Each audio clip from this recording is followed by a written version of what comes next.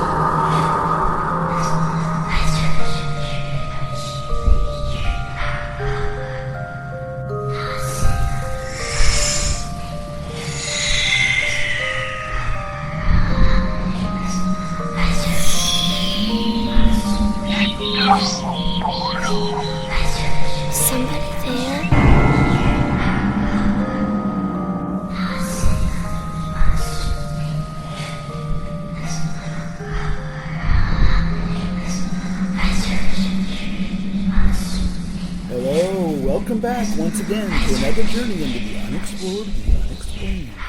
Ecto Portal. And we can explain some of it. I'm Anthony Anderson, your host, and I'm here with my co-host sitting on the floor again. Verna Wilson. She's not really sitting on the floor. I'm not sitting on the floor, but I do speak up. Okay. I'm sitting here with my co-host. Speak up. Anyway. Speak up, Wilson. Yeah, Speak up, Wilson. There you go. There's your new nickname. Uh-huh. So what's this week's show, Verna?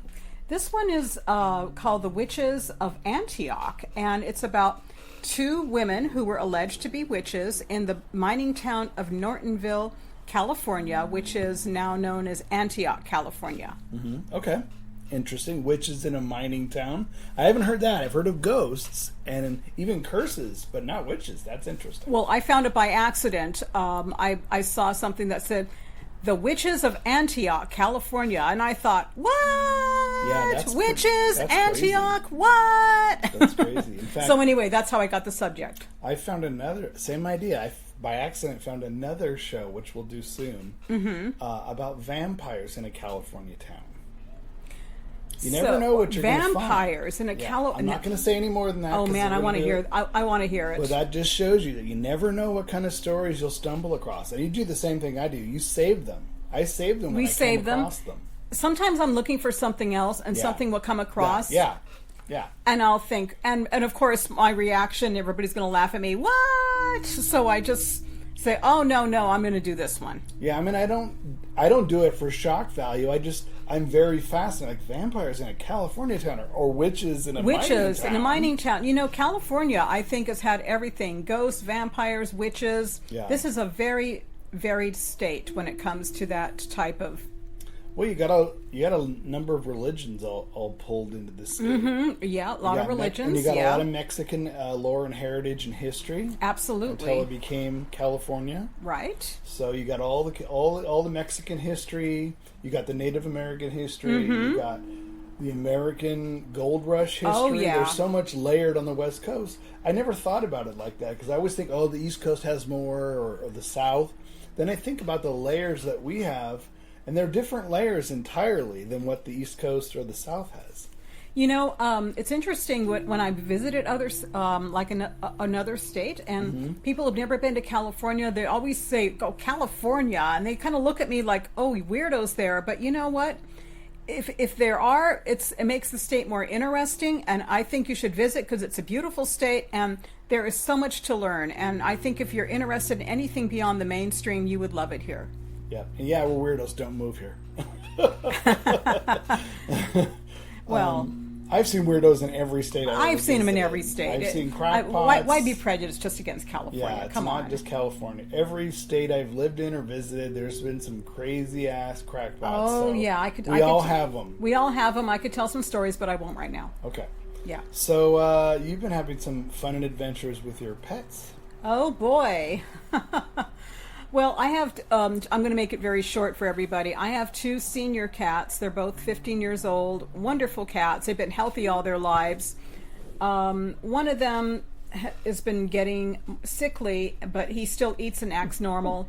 No, not that kind of sickly. He's just been getting no, not like that. Not him. He's just been getting thinner, and I'm trying to get that checked out and find out what's causing that right now. Mm-hmm. The other one, that's the one where you made the noise. Possessed. Yeah, possessed. He was possessed with throw up for a few days, and he was walking around going, "Wow, wow, Maybe wow!" he's just impressed by everything. And he did it in front of you, in fact, a few times. Yeah. And you were worried about him. You said, "Verna, this isn't normal," because Yeah. you were doing some. I think you were working with me, and he was walking around, and he was just. And every time I turned around, there was clear throw up, like on different corners. You're gross. Very gross. It's Okay. Yeah, it's gross. I don't mean to be gross, Okay. but that's what happened. So I tried to call his pet hospital, and they said, "Well, we don't have room for him today. Take him to emergency. We recommend this emergency place." So I called that place, and they said, "Well, we can see him for almost $200," and I don't have $200 Just to look at your cat? just to look at him. My God. And then the other ones say, "We charge this much." Call that one. So I called the other one. They say, "We charge that much." And then finally I called the SPCA, and they offered to do what's called a free triage, which means that they take his temperature and they look at him to find out, if he should it's be not seen. normal. Yeah, if it's not normal and if he should be seen. Yeah. And they were kind of puzzled with him because his temperature was normal. They say he looked bright-eyed. He seemed normal. He seemed curious. And they said, put him on a fast and don't let him eat for the evening and see how he does tomorrow. Of course, the first thing he does when he comes home is eat. So anyway, just to make it short, I took him twice there, and they said the same thing. So the next day, I decided to take him off all treats, and I found out the source. He was taking a vitamin treat for arthritis for senior cats, and it was making him sick. When I took him off of it, he was fine. He hasn't thrown up in a week. He's acting normal again. And you stopped eating it too because you were throwing up? No? Ew. Yeah, gross. Ew. All right. Well, that's good. At least you know at least you found it. Yeah, I found you it. didn't go through like a million blood tests. I didn't. $1,000 I later. didn't. So the next time he goes back for a checkup, other than his problems I know about, which are his kidney problems, Yeah. he's fine now. He's eating, he's sleeping, and he's not heaving from his stomach. So my cat's fine because I don't have a cat. Well, of course. Well, there's yeah. no problems, and there's no problems. They never get old. When you have a cat, you have to expect that, but it's very stressful when it happens. Especially senior cats. Senior cats. Senior yeah. cats are a lot of maintenance. They are, but actually, considering what I've been through, these two are the most low maintenance I've had for senior cats. All right. Yeah. Now, what about you? I was just going to mention, because I'm still working on my book, and I hit a chapter that's really long. I mean, I think I mentioned this before. You did mention that in in another one, yeah. And a lot of the articles contradict each other. And they actually have drawn maps from old articles from 125 years ago. Oh, that's fascinating. And the maps from different papers contradict each other on where layout of where things were. Is it because the areas changed and they were going? The building's exactly the same, but at the time, it's frustrating because I don't want to say it's one thing and it's not another. Like, this particular incident happened in this room at this window, and there's an X in the article on the picture. But then I look at someone else's map and it says no, it's the other flat across from it. So who do I believe?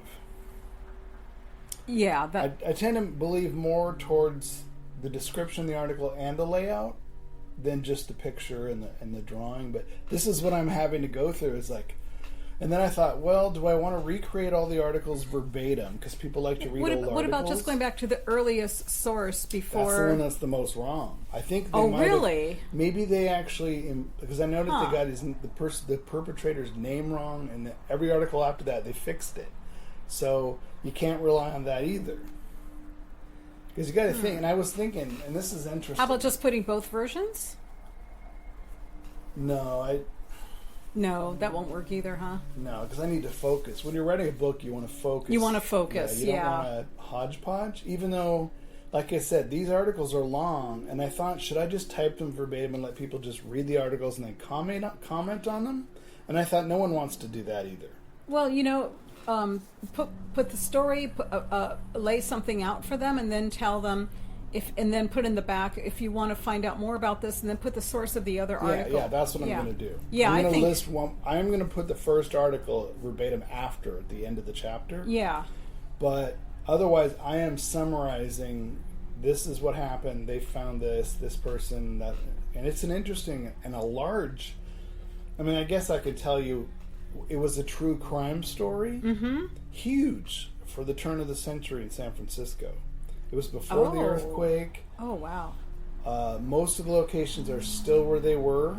I like reading about those stories before.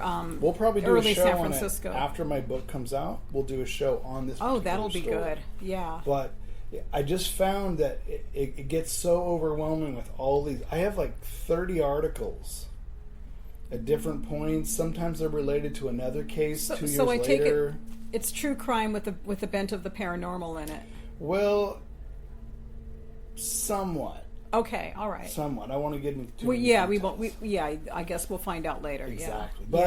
Yeah. But that's what research, writing books, paranormal, true crime is. Sure. You uncover one thing and you find 15 other things you didn't know about. Right. So once I get, this is going to be a big chapter. I'm going to reward myself after this by doing a smaller chapter. Even though the crimes were horrible, I find that early crime stories in San Francisco are fascinating because it shows you the circumstances of what people were going through at the time. Or even science. Like even they didn't have fingerprints. They didn't. They didn't have DNA. No. I mean, you could tell if someone had blood on them. The only thing that science or forensics could tell them, I don't even think they called it forensics then. Mm-hmm. Is it animal blood or is it human blood? That's all they could tell you. Right. Which is amazing. But it's interesting because they really went out of their way to solve those crimes. Not that this is fiction, but he based it off real life. During Prohibition, Dashiell Hammett. Mm-hmm. When I read his Continental Op character, and of course Dashiell Hammett worked in the flood building, and he worked for a detective. Which is haunted. Yeah, which is haunted, which I want to go there someday. Yeah, my dentist used to be in that building. Yeah, I'd like to go in there and take a look, and I'd like to go into the office near the office where he worked. The way they solved the crimes and the way they used to go about it, it's fascinating because that's where all the Pinkerton offices was in the flood building. Mm-hmm. So all those early Pinkerton detectives were all in that building. Right. Probably why it's haunted. Of course, but again, when that earthquake happened, all that remained was the shell. The interior collapsed. Oh, wow. They actually rebuilt the flood building, but the exterior or a shell of it was the original. So they just rebuilt it. Oh, wow. Yeah. But it's still haunted, God knows. Oh, yeah. Yeah.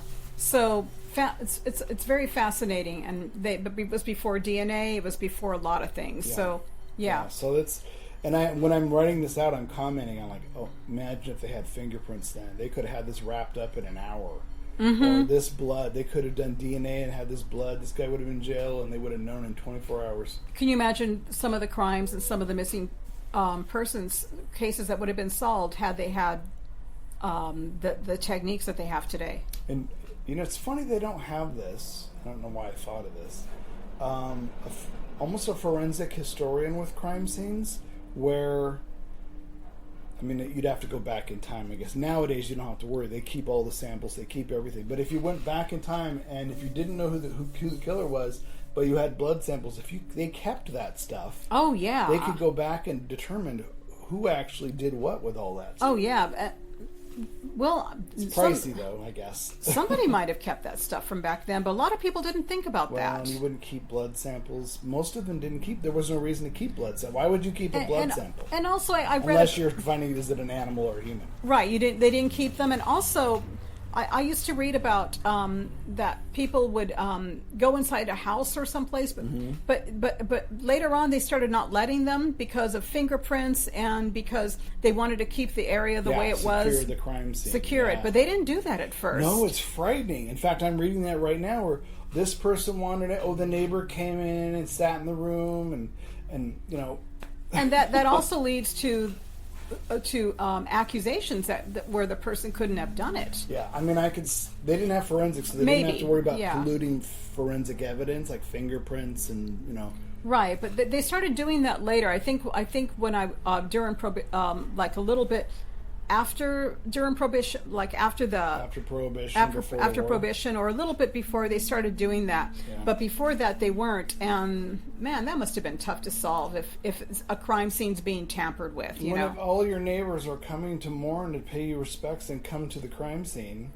Right. That's more people tromping through. Yeah. So it's interesting, but you'll read it when I get done. It's a large chapter. But that's going to be really interesting. But it's good. Yeah. It's good. All right, so let's talk more about witches and mining towns when we come back. Let's do our paranormal news. Yep, let's go. Let's do it.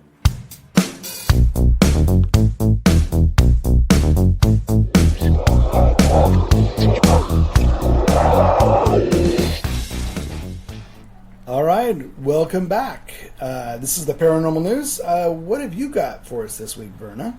Well, in our previous shows, we've been talking about the updated investigation with the Loch Ness Monster, known as Nessie. Mm-hmm. The Visitor Center has been trying to get scientists and all kinds of people for an updated investigation because they feel that they could find some more evidence that way.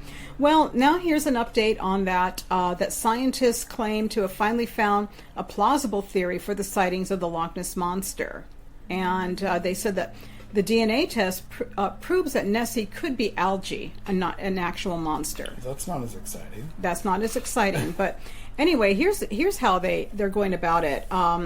They said that she's not, according to them, she's not a reptile left over from the Jurassic era, or and if she existed at all, she was likely an eel, a very giant eel.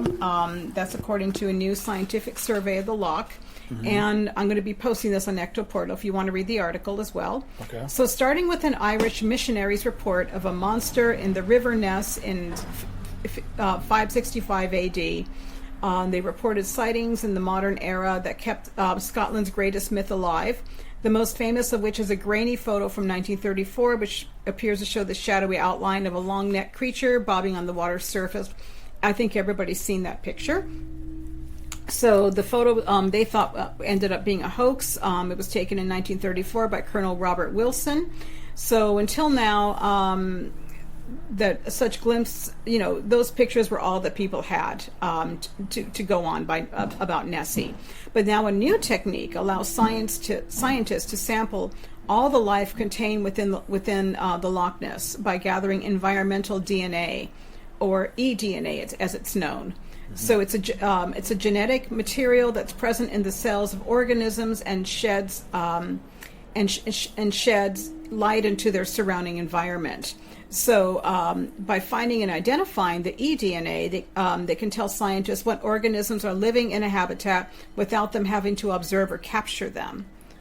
I personally think it's very cool. That's interesting. Yeah. So speaking from Drummadrognick, if I am butchering this word and you're from Scotland, forgive me. Drummadrognick, it's a village on the western shore of Loch Ness. Scientists announced the results of their eDNA survey of Loch Ness. The team took over 200 1-liter samples of water from the loch, including the surface and deep water, and compared them with 36 samples from 5 monster-free lochs nearby. So monster-free, loch rivers. So anyway, their census proves that a list of all the species that call Loch Ness home, from bacteria to plants and animals. And Jamel of University of Otago in New Zealand, who led the study, said that there are no DNA sequence matches for shark, catfish, or sturgeon. That rules out a large exotic fish in the loch. So they said that there are DNA matches for various land-living species that you would expect to see around, including badgers, deer, rabbits, voles, and different birds. Sheep, cattle, and dogs appear on the record alongside humans too. And this suggests that the sampling is pretty good at picking up species that would only rarely visit the water, so it should be able to detect if there is a so-called monster living permanently in the loch. Because it just rules out other animals? Yeah, I think it does. Focuses it down. Yeah. So they said the most popular representation of Nessie is a plazor. Now I'm probably butchering that word. Plazor. Plazor, yeah, an ancient long-necked marine reptile that died out alongside dinosaurs in the last great mass extinction 65 million years ago. Yeah. And Scottish geologist Hugh Miller discovered the first British plazor bones on the Scottish Isle of Eigg in 1844. But according to Jamel, there's not a single reptile in our vertebrate data, and nothing that sat in the expected place that a plazor DNA sequence might be predicted to lie somewhere between birds and crocodilians. So the most likely candidate for Nessie is that its surface in the media reporting of the research is a giant eel, which that wouldn't surprise me, really. We kind of thought that she might be an eel. Yeah.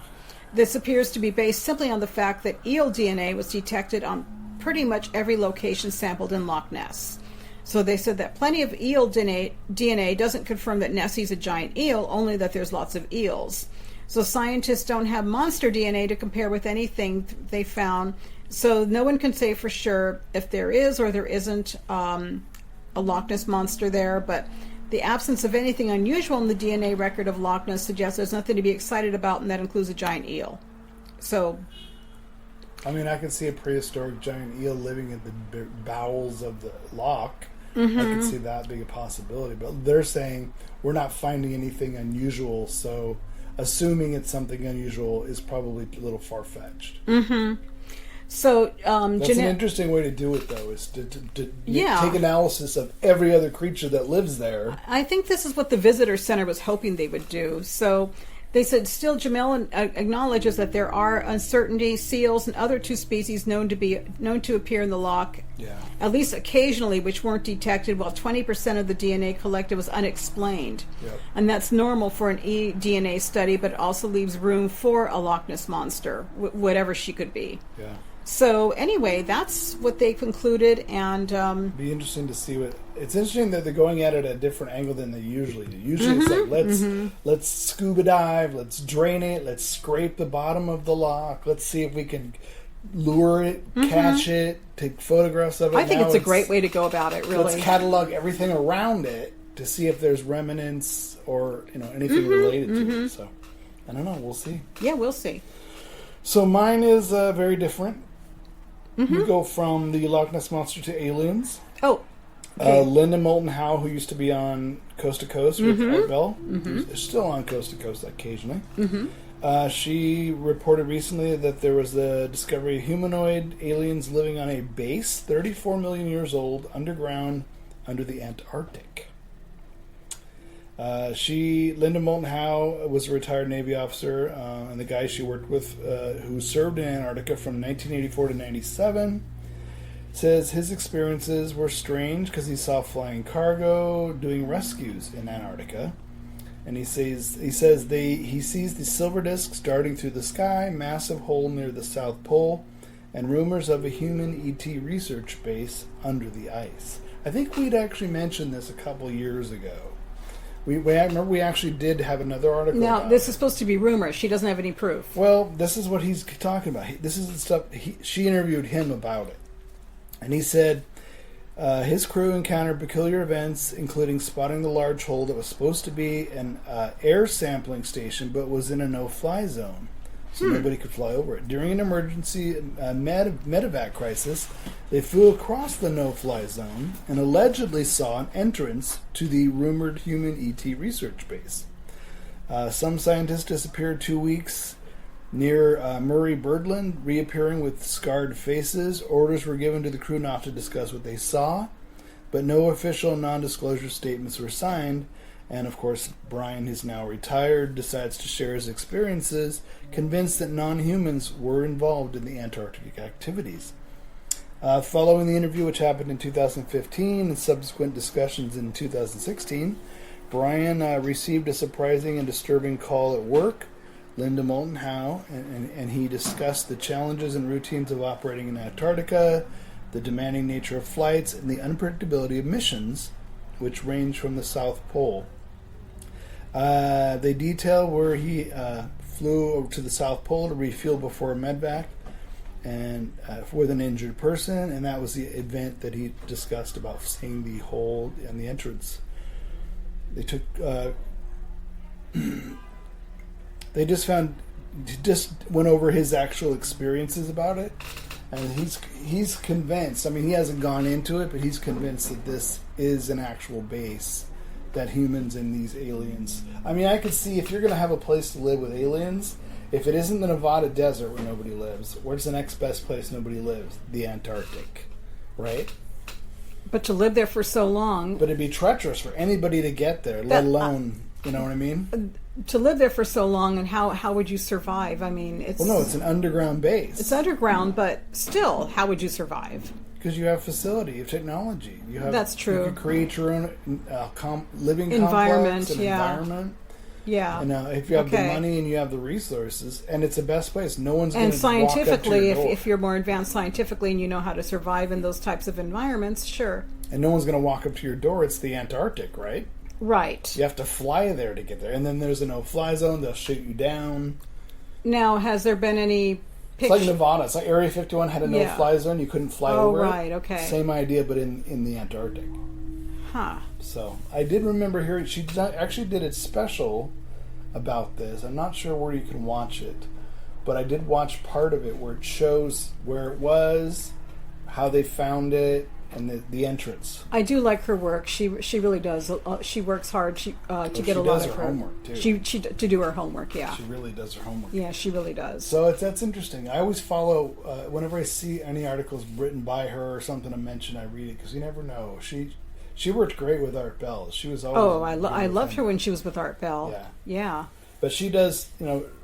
George Norrie. She does stuff for him occasionally too. Sure. So. At least she's still around, still doing it. Yeah, that's great. I'd love to have her on the show someday. That would be nice. Yeah. All right, folks, that's the paranormal news.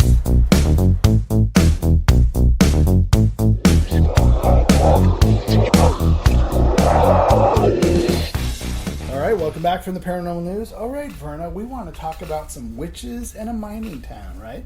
Yeah, they're known as the Witches of the Black Diamond Mines in Antioch, California.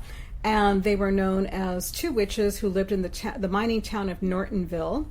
And the place has Have you ever been there? I've been there quite a few times. Oh. And it's a beautiful part of California.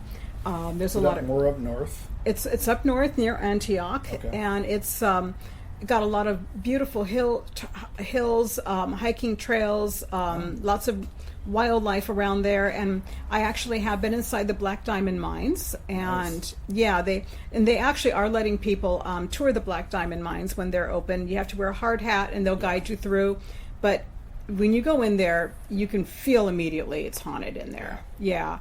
But there's also Rose Hill Cemetery where one of these women are buried, and it's Rose Hill Cemetery is known to be very haunted. I've had a few paranormal experiences there, and it's a beautiful place to visit, especially in summer. It's very hot, but there's a lot of shady trees, and you can have a little picnic there. A lot of families do that.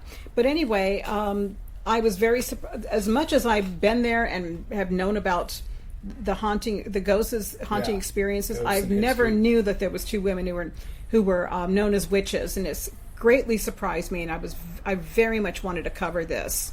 So they were dubbed as witches by the locals, and just to give you a little bit of history. San Francisco was very much a busy mining community until the turn of the century, and the black diamond mines, believe it or not, the coal mines were operating until 1945. I had no idea they were operating that long. So they've closed them now, but of course, as I mentioned, they're open for tourists, and they're called black diamond because coal was known as black diamond at the time. And this is located in Contra Costa County. And anyway, one of the first witches. What time period is this head? This was late 19th. This was the late 19th century gold rush era. Okay. Yeah. I was just curious of when this took place. Yeah, of course. Yeah, thanks for that. Yeah. So the first woman who was known as one of the witches she's known as the White Witch, and she's buried in Rose Hill Cemetery. Her name was Sarah Norton, and she worked as a midwife to people in the small towns that were scattered across the Bay Area and near Nortonville. And actually she delivered over 600 babies as a midwife. Oh my God! Yeah, over 600. It's like a small town. I know, and somebody like that would be somebody well known and somebody well liked because 600, they go to her to have their baby. Right, exactly. So she was a well-known, well-liked person, and her husband was Noah Norton, that had the town named after himself. So she was known as an upstanding citizen of the place because of her husband. Mm-hmm. And she died in 1879 at the age of 68, and she was on call. She was on call for being a midwife when she was thrown from her carriage, trying to make a delivery in Clayton, and she was killed in the accident. So, according to what people were saying about her, she was not a religious person, and she told her own children that she didn't want a funeral. She just didn't want a church funeral. She just wanted to be buried, and that was it. So when she died, that was exactly what happened. They had a small funeral, but it wasn't a church funeral. Yeah. But on the day of the funeral, a storm crashed the funeral plans. They decided to go through with the funeral the next day instead. But the next day there was another storm, and it ruined the funeral plans. So everybody got a little spooked by it, and they skipped the funeral, and they just buried her in Rose Hill because they just kind of felt it was an omen at the time. Yeah. So anyway, the spirit of Sarah has been spotted in the towns as well as spotted in Rose Hill, and some people say that she's walking around. She's walking around, and she's protecting the children that died there, because a lot of children died of epidemics. And you know what? To some people that may seem like a myth, but for me, I kind of believe she would, because if you were a midwife, well, if you delivered 800 kids, if you were a midwife and you delivered all those children, you cared about kids, and you cared about children, and if there was children that died from epidemics and they didn't live a full life and their spirits are wandering, and she knew some of them she might have delivered, she's probably there to help them out and protect them, and I believe she would do that. So she actually sounds like a very there's no details, like was it apparition, was it? Well, there's been people have seen her apparition around, and they say that, and people say, oh, her spirit is disturbed, and that's why she's walking around. And then some people say, well, she's there to protect the children that died. And people can come up with anything, but if I'm going to believe one of them, I'm going to believe the second one because of what she did. I don't want to say but that's just my theory. But she sounds like actually she was a really lovely person, known as witch. Well, because I was going to say, where's the witch part come in? Where's the witch part come in? I think because people were spooked by the she storms, wasn't religious, and then the storms, and all that stuff. And let's face it, whenever somebody is into herbs, midwifery, and they're known around the town, and they're not religious, they tend to get that label on them. Yeah, it's kind of sad and pathetic. Yeah, it's sad. Now, the other one, her name was Mary, and she's known as the Wailing Witch. Oh. And this one is actually kind of a little bit more of a sad story. There's no last name for her, and I wonder if we can find her in the records. Yeah. But she was working as a nanny in the 1870s, but in contrast to Sarah, she had a reputation that was a little less. So was Sarah already dead by the time this one came around? Well, Sarah died in 1879, so they probably overlapped a little bit. Overlapped a little bit. They were other. probably around the same time. They probably knew each other. Mm-hmm. So what happened was that this woman had children, and this woman cared for children. I'm sorry, Okay. and they all died of illness. And some of the local people were getting spooked because she was working as a nanny. Her children died of illness, so they started accusing her of witchcraft. Oh, and God, people, leave it back in England. yeah, they started accusing her of witchcraft, and I think possibly they were grieved. So it's like, you're supposed to be taking care of my children. Why did they die? So, Yeah. and then I don't know, illness that we can't cure right now. yeah, so. But apparently, people found evidence of her rituals that resulted in the death of their children. They don't say what evidence there was. Yeah, what do they mean by rituals? Again, probably herbs, probably something to try and cure them, and they took it as something to try to kill them. That would make a lot of sense. Trying to poison my child. Why would somebody leave anyway? They said they found evidence, and that's why they accused her.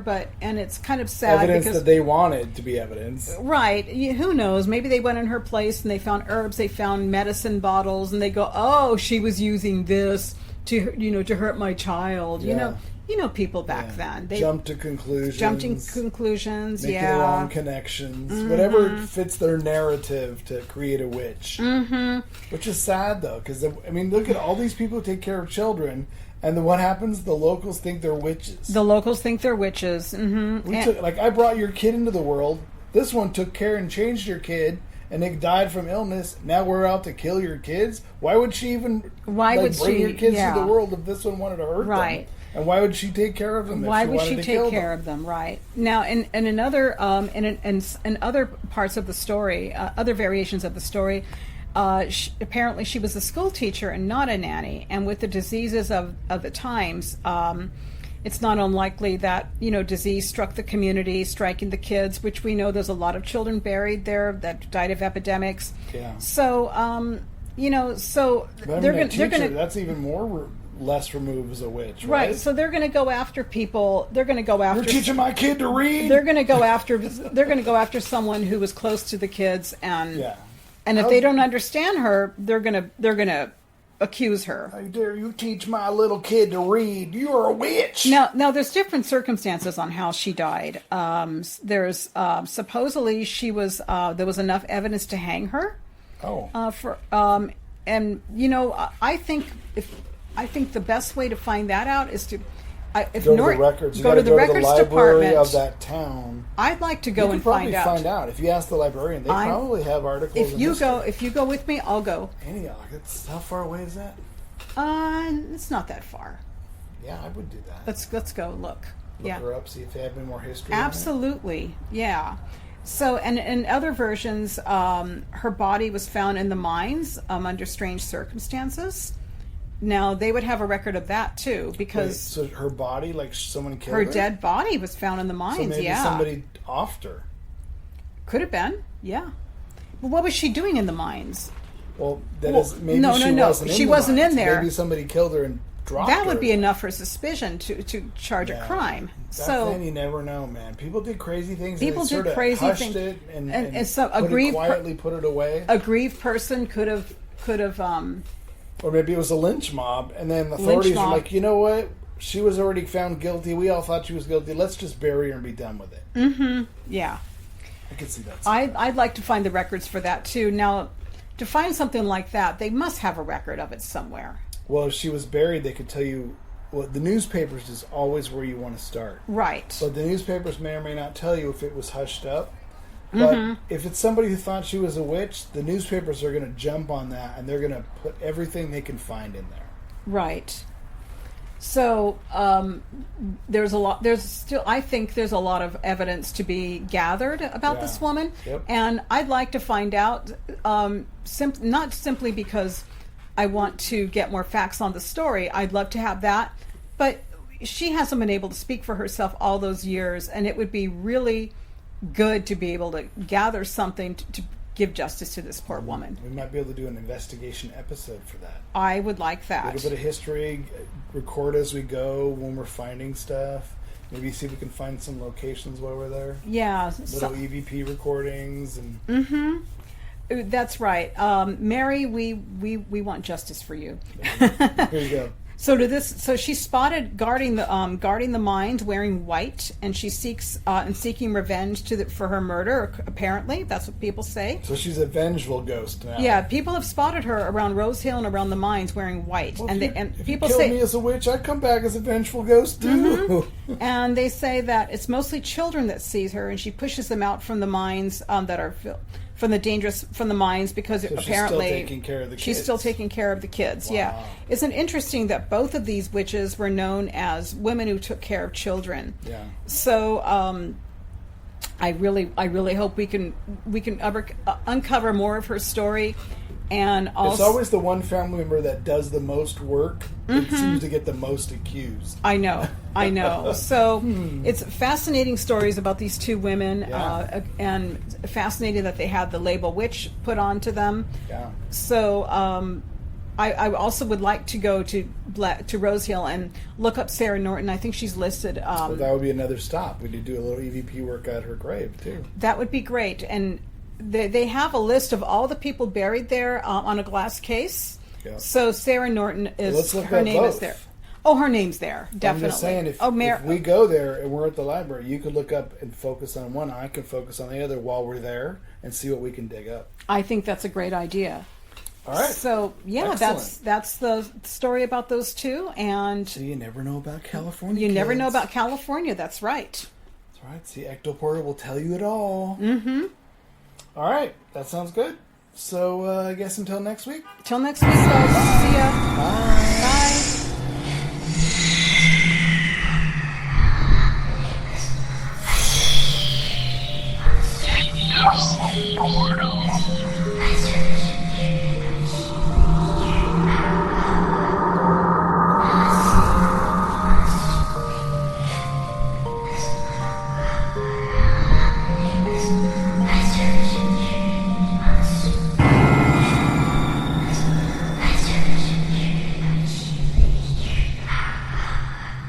Royalty-free, copyright-free music by Kevin MacLeod and Ross Bugden.